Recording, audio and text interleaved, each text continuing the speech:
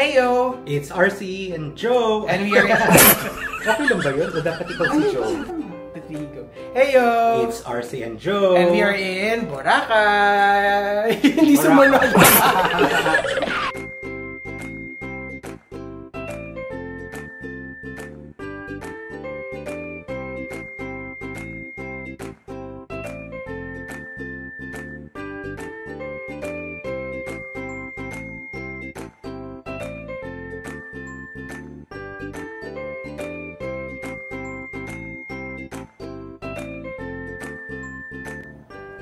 Hello everyone! We're now ready for our first travel vlog in Boracay.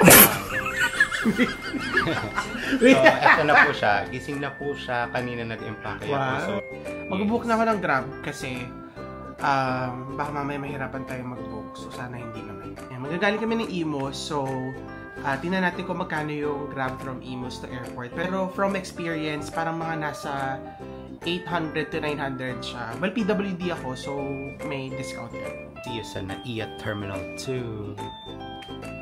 Bye!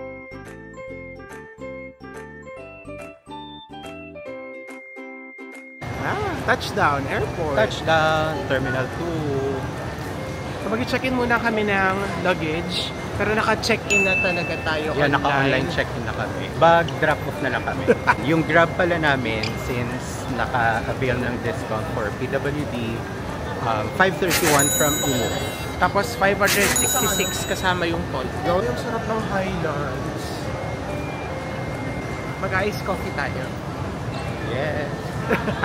May Highlands dito, so next time. May baon din kami pagkain from Yayoy! Yayoy. They're called ramen. Pwede magpasok dito sa loob, pero hindi namin sure kapag kapapasok na for boarding, pwede pa yun. Hindi ko naman. Kasi may food din naman sa loob. Pero tingnan natin. Parang fresh na din. Woo! Iba talaga si EJI. EJI. The wonders of Boracay. EJI. Pwede naman. Fresh. Fresh. Coffee time sa Highlands. Ito na si Jonas. Umu-order. Hello. Magbe-breakfast na din pala kami dito sa Highlands. Kakainin namin yung cold ramen. Breakfast muna tayo. Sayang Dinake out namin ito sa Yayoy. So, sayang hindi siya makakain. Hindi kami makaka-uwi ng bahay for 7 days. So, kainin na lang natin. Have you tried this na? Sarap nito. So, pwede nyo siyang gawing parang sukemen. Pero, dahil for convenient purposes. Ay, okay. Nakapack pala. Pero siya, ito yung dipping sauce niya. Super sarap.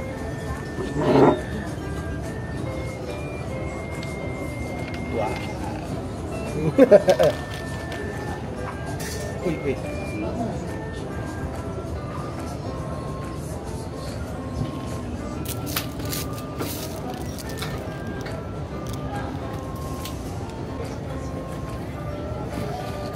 Highlands coffee. Thank you. May cheese. Cookies for dessert.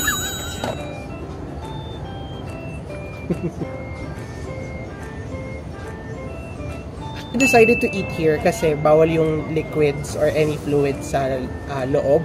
So advisable na if magdadala kayo ng flask, i-empty nyo na para doon nyo na mismo lalagyan kasi meron namang filling station ng water doon.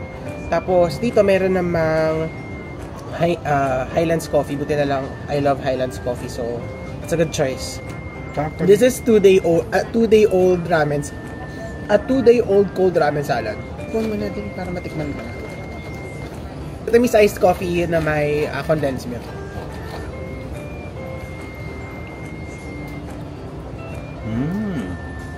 Ay, wow. I love it. Yung cookie nila medyo matamis. Hindi siya sa parang crunchy, may bite na cookie than the moist one. Okay lang. I love this. I didn't order this again. Try ko na yun. Sarap talaga. June 26, 2024 update sa mga restaurants dito sa Terminal 2 sa NAIA. Let's go. First, Meron ditong Henlin. So for Henlin fans out there, yeah, may Henlin dyan. Persian Avenue. Haven't tried Persian Avenue pa, pero ayan. Goldilocks. So ayan, may Goldilocks. So may mga siopaw, may mga cakes, may mga braso de Mercedes.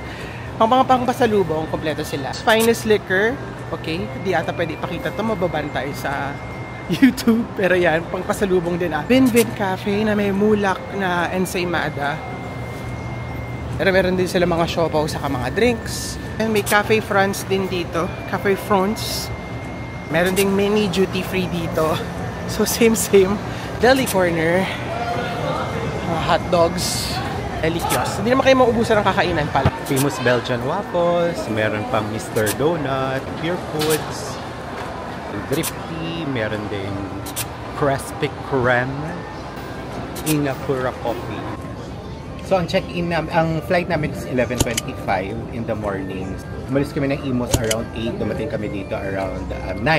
Pagdating naman dito sa Terminal 2, wala masyadong tao, so nakapag-bag drop naman na kami kagad. Ang ang boarding time namin is 10:55. Pero yung deadline ng bag drop off namin is 10:25. 1 hour prior the departure ng flight, yun yung bag drop off cut-off time. So yung boarding time is 10:55. So abot na abot naman kami. Important to note din kasi nung nag-check-in kami, tinanong if there are any recent surgeries or mga medical health conditions. So nararamdaman.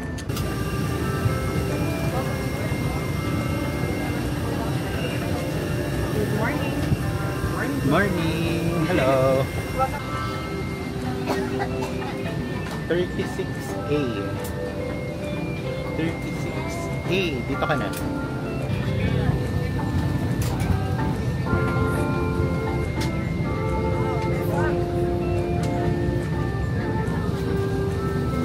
Yun. Hello.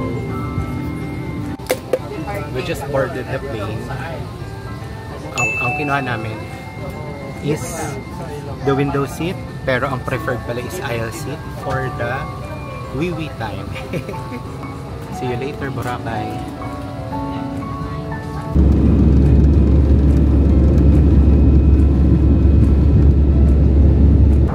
Good afternoon, ladies and gentlemen. Captain speaking.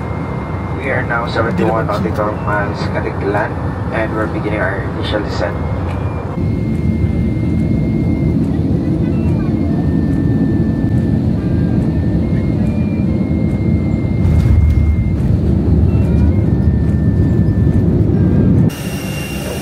Landed at Caticlan Airport. Yay! Lalakad lang papuntang arrival since malapit lang naman siya. So, pick up lang namin yung luggage, then DIY tayo papunta ng Boracay Island. Kakalabas lang namin ng arrival. Tawid lang kami siguro mga 1 to 2 minute walk para sa tricycle since naka-DIY tayo. May kita nyo din, tricycle counter pay here. Te, magkano? 75 per head po. 75 per head. So, dalawa. 150. Anahan. Thank you po. Buti naman dahil yung mga tricycles nandito na dati parang mas mahirap pang kumuha. I mean, nung last time na we were here. Ngayon, as in, pagbaba mo lang, pagkalis mo lang ng airport, nandito na yung mga tricycles ready to pick you up. So, hindi naman ganun kadyahe mag-DIY, in fairness.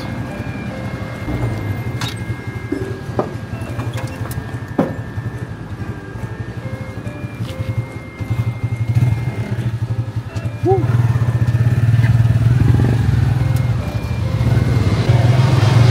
1:10 na, tingnan natin kung ilang minuto yung biyahe papuntang port. Pero mabilis lang to, as in, I think less than 5 minutes.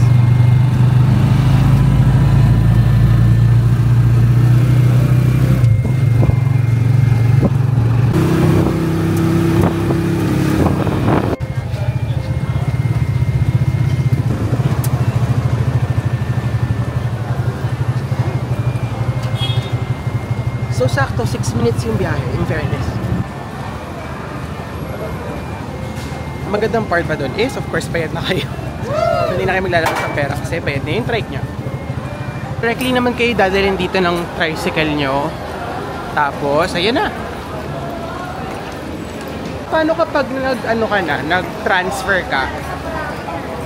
I mean, bawa, kinuha natin yung Henan transfer, dadaan ka pa rin dito for sure.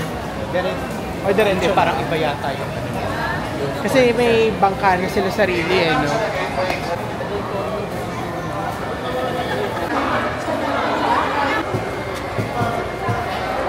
Actually, swerte din no? Kasi wala masyadong pila.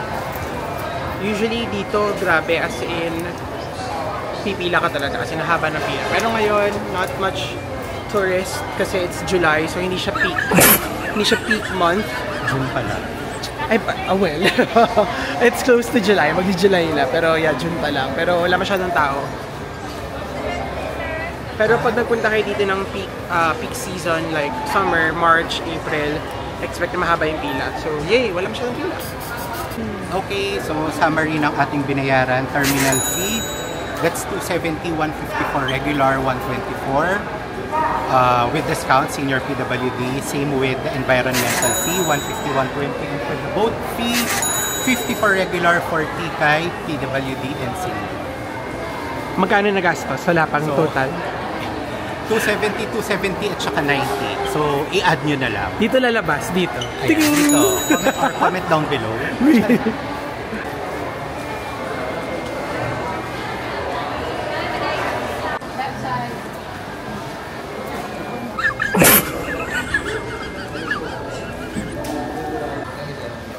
Sa dulo yung boot sira, dito ang dadara. Dito tayo na lang.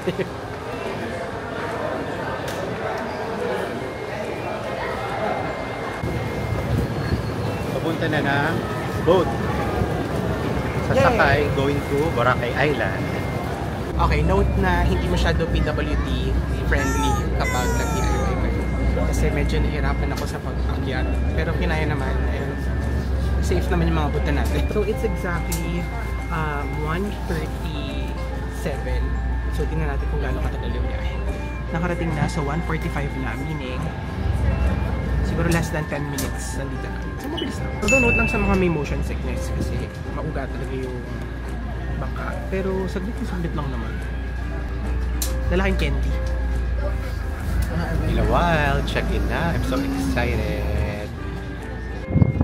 We're here at Boracay Port. Yay! Konti na lang. Siguro mga 10 to 15 minutes na tricycle ride. Yeah, tricycle na. Diretso sa resort. Diretso hotel na tayo.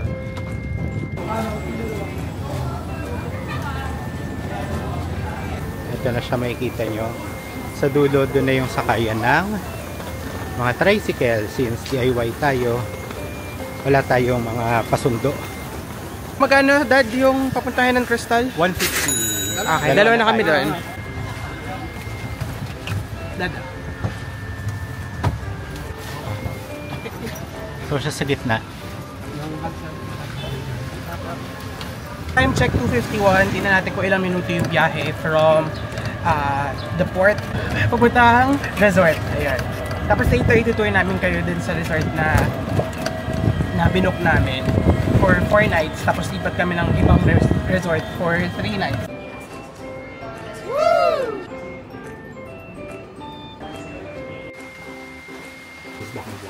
Hindi naman.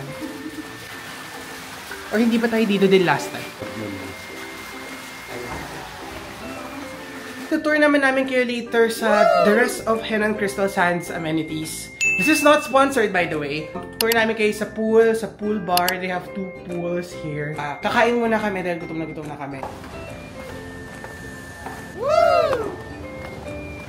Diyan yung sky pool. Later, we'll take you through there. Sa Bading, kailangan nandito tayo sa booth. Pasok tayo sa booth. Happy Pride! It's still Pride Month. June parang kasi. Cute! Happy Pride! Happy Pride! So parang guys, booth girls, siya. and everyone in between. Totoo. Period. Para siyang magazine cover. Paano daw natin siya?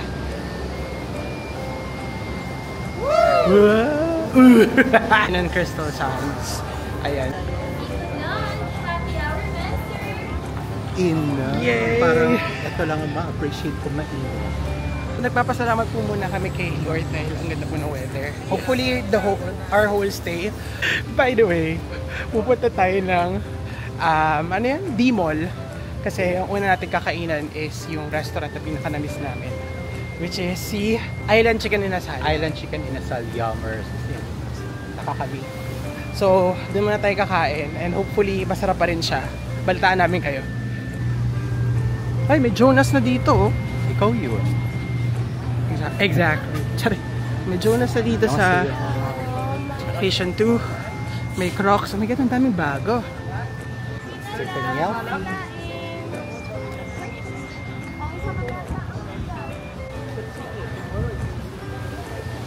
At saka syempre, wala na rin yung lumot sa beach kasi tapos na yung summer.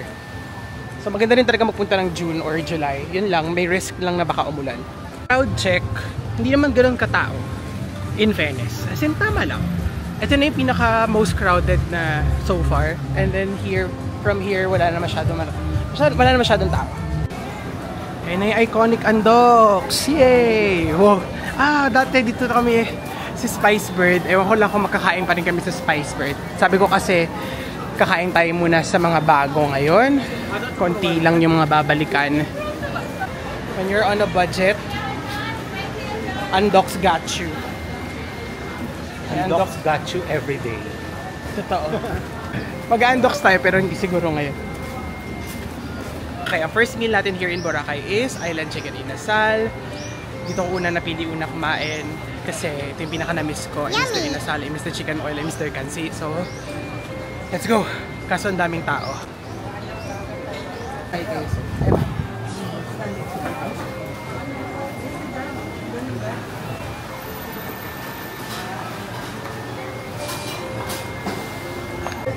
Okay, we are now here at Island Chicken Inasal and I actually ranked this restaurant 3rd sa pinaka-favorite kong restaurants here in Boracay.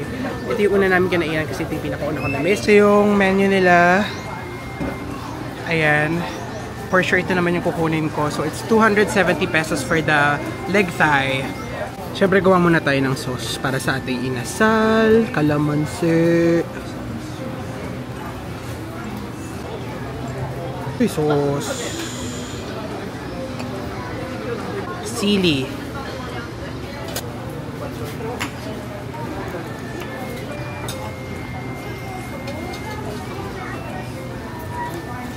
Tapos ako nilalagyan ko na agad siya ng chili oil para mas malinamnam. Give it a good stir and ayun na yung sausawan. Oh gosh, tapos ilalagay mo to sa rice. Oh my God, gutom na ako. I ordered spicy paka, 2 para sa amin yung RC. Nag-order din ako ng kansi soup. Yung soup lang mismo kasi ang mahal yung mismo kansi, 690. Tapos yung soup, it's 80 pesos. Sad lang hindi siya kasama hindi siya free. Island Chicken Inasal, dapat free na yung sa bowl. Order din ako ng pinakbet kasi kailangan may gulay tayo. I'm excited. Cheers! Hindi to tubig yan. Iced tea na mataba. Wink wink.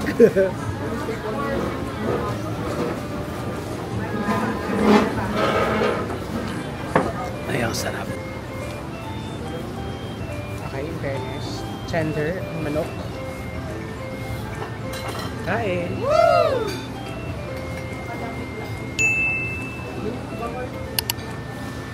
Ano daw may sauce?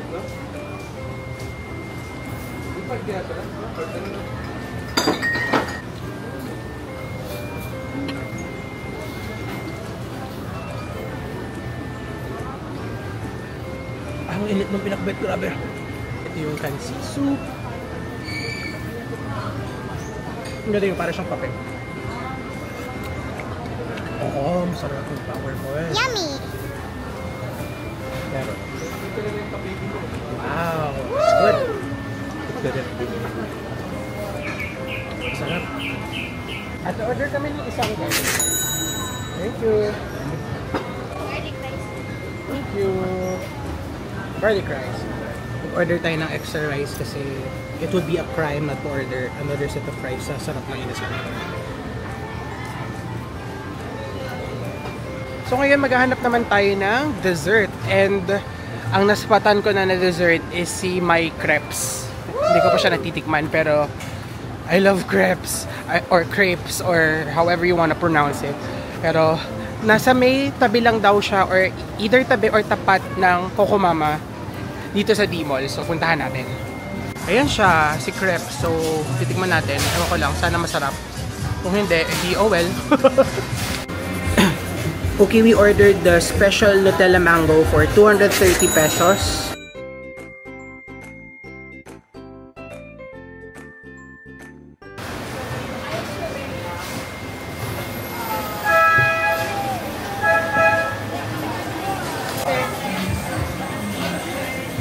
Wow! Puro mangga! Yummy!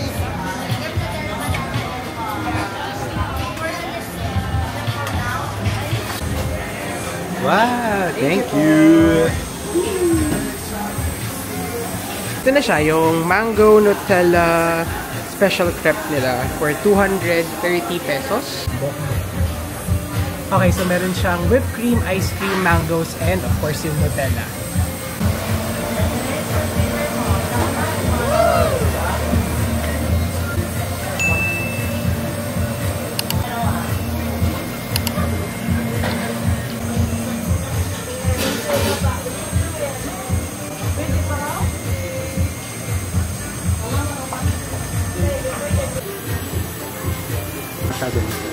Wow! Yung mangga matamis.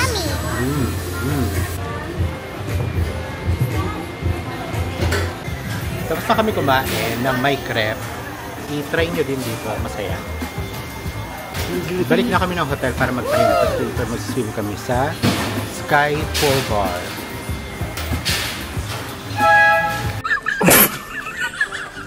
Good evening. Nagpa-fog yung salamin ko kasi sobrang lamig sa room. Tapos labas sa medyo Same. Same. Pati yung lens. pati yung lens. I-ano mo siya doon. Grabe, ang daming tao. Para serve tayo. Dito kasi sa Sapphire restaurant, meron silang dinner every night. Yan po ang situation ngayon. Ang daming tao. The umbrella is out since medyo naambon. May na lang naman yung ulan, in fairness. Hindi naman siya ganun ka-intense. Tipong, it's still a vibe. Hindi naman din kami masyadong gutom. And later magpo-pool pa kami until 10 naman yung Sky Pool Bar. Huwag lang kami makikidlatan. Yeah. Kita-kits sa kainan. Saan?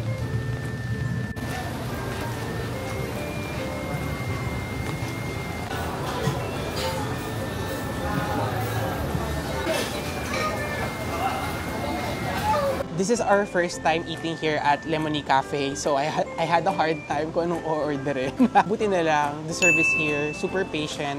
And in-assist nila ako kung ano yung mga bestsellers, nakakwentuhan ko si ate. So i-walk through ko kayo kung ano yung mga in-order namin dito. I ordered the Norwegian salmon and then RC ordered the isa din sa mga bestseller nila, the pesto parfale.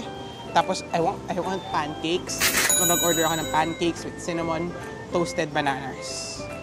Puli masarap. Tingnan natin. Woo! Yummy!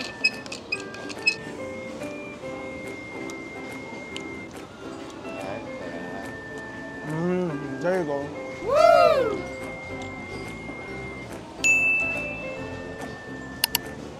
Oh wow, the sauce. Talaga. This is pesto parfale. Wow. Yummy! Ito siya oh. Ang cute. Ribbons. Maganda yung mga recommendation ni ate, in fairness. Thank you, ate! Woo! Ang odd, no? Salmon. Yung order namin, salmon, pasta, and pancakes. Kung ano to, pero baka ricotta? I don't know. Tikman natin.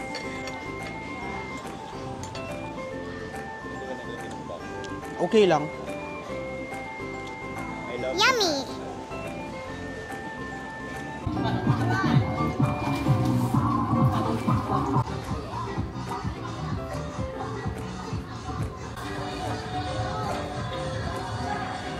Balik na as ng room. Kakatapos lang namin mag-swimming sa pool bar. Tsaka, you know, mag-chill. And this will be the end of our day 1 here in Boracay. Bye! Good night! Bye!